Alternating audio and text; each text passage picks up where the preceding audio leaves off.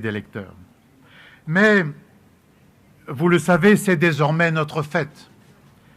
Cet événement monumental que nous offrons à des dizaines de milliers de participants chaque année, qui subit les contre-coups de cette épreuve collective. L'interdiction qui nous est faite de tenir des concerts et des rassemblements de plus de 5000 personnes, encore qu'à ce propos, il y a toujours 2 poids, 2 mesures. La fête de l'humanité ne pourrait pas accueillir plus de 5000 personnes, mais dans l'Ouest, là-bas, dans la caverne de M. De Villiers, qu'on appelle le Puy du Fou, on permet des grands rassemblements de 12 à 20 000 personnes. Enfin bref, le 2 poids, 2 mesures est toujours présent dans cette République macronienne.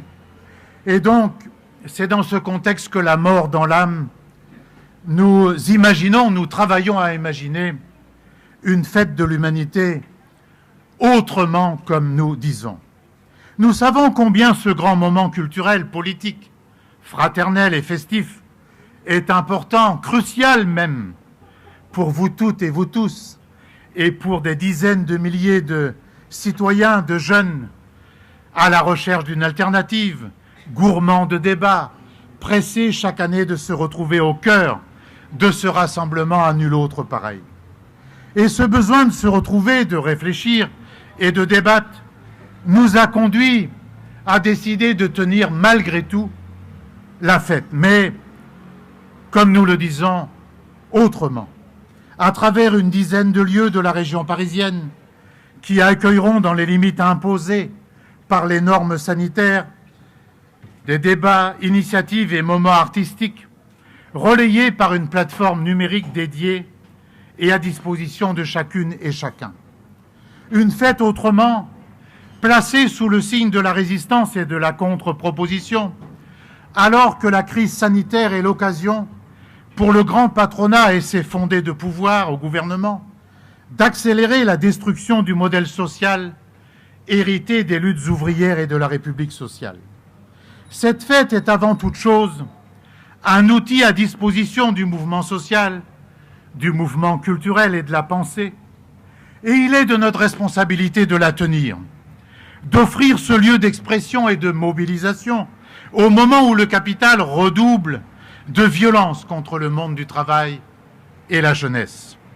Au moment où cette jeunesse qui chaque année peuple les allées de la fête devient une sorte de variable d'ajustement de ce que les capitalistes appellent le marché de l'emploi, phagocyté par le pouvoir actionnarial, fait l'objet d'un odieux chantage et d'une détestable mise en concurrence avec l'ensemble des autres travailleurs.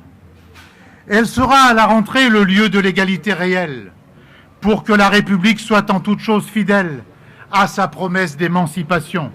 Elle sera la chambre d'écho du puissant mouvement contre le racisme et pour l'égalité, pour la liberté et la dignité des femmes.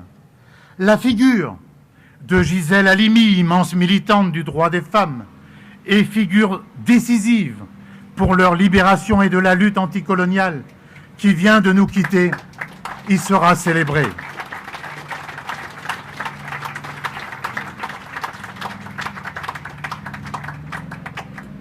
Elle sera le lieu du procès, de la double exploitation des êtres humains et de la nature, des solutions urgentes pour conjurer le péril climatique qui menace, et à si brève échéance, notre commune humanité. Oui, la fête de l'humanité sera cette année encore et malgré tout le lieu de convergence des espoirs, des idées, des actions pour construire l'émancipation. Nous vous invitons dès maintenant à acheter et diffuser le bon de soutien que nous allons éditer en partenariat avec le Secours populaire français. Donc, chers amis, chers camarades, nous vous donnons rendez-vous évidemment tout au long de l'été dans de multiples initiatives que nous ferons ensemble, mais nous vous donnons rendez-vous les 11, 12 et 13 septembre et, comme l'indique le thème de notre fête, Nous allons le faire parce que notre humanité est plus forte que tout.